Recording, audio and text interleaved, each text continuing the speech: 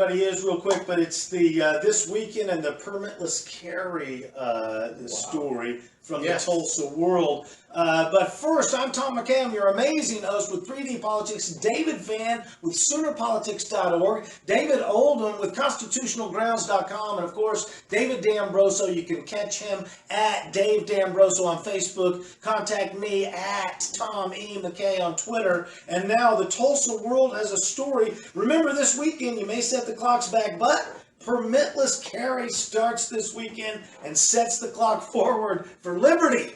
Yes. Right. So tell us about it. In a more polite society. That's right. Because you got to be polite, knowing anybody on the street has ability to end your life. And this won't make sense to liberals. They won't even care. They disregard it. But the fact is, statistically, where there is a higher per capita gun ownership, there are precipitous declines in all violent crime, including assaults on women. Yep. It's the most feminist thing ever.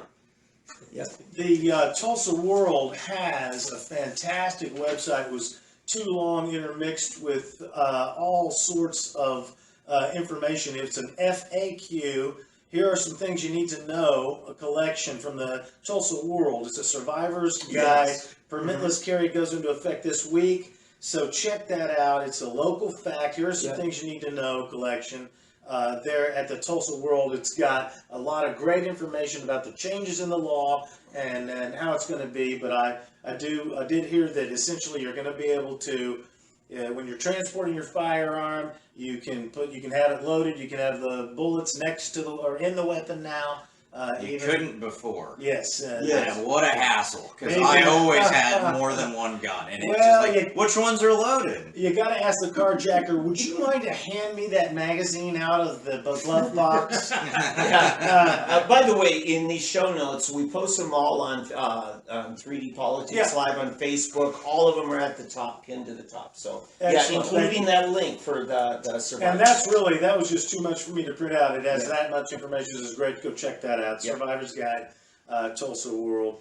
Yeah, now there is a lawsuit on the 30th, which is Wednesday. Judge is going to make a ruling on this effort to put a stay on this.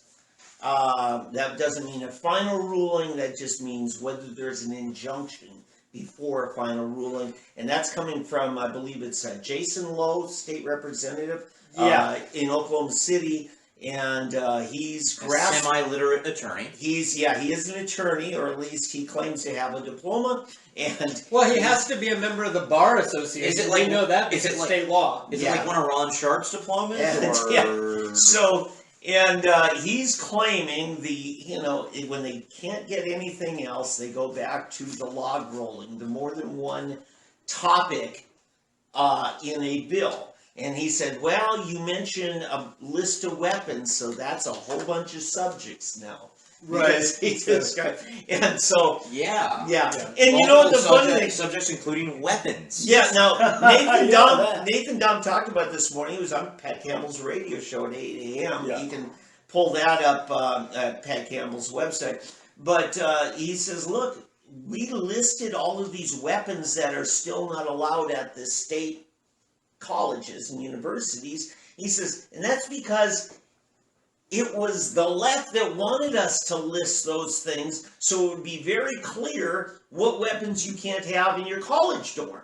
And I know you're going to have a problem with that just on constitutional grounds, but then again, the state paying for your college is probably not. That's bad too. Exactly. So the left will always make you pay for making what a mess we make. We live in a fallen world. The number one thing to take away from this whole thing is Jason Lowe has perjured his oath of office. There you go. And he does it daily when he's attacking your rights to your Second Amendment protections, and because that's literally what he's doing. He is attacking you personally because he wants these draconian and tyrannical laws to stay in place. Well, we keep talking about these people being criminals, and they are under the highest law in our nation, and the oldest government governing by the United States of America. The United States Constitution is the oldest governing document that hasn't been essentially replaced in the world. So we're a young nation, but we're the oldest government in the world. Yeah. If you look at revision. Yeah, and I have to say, the goal of the left is to make everybody dependent on the government.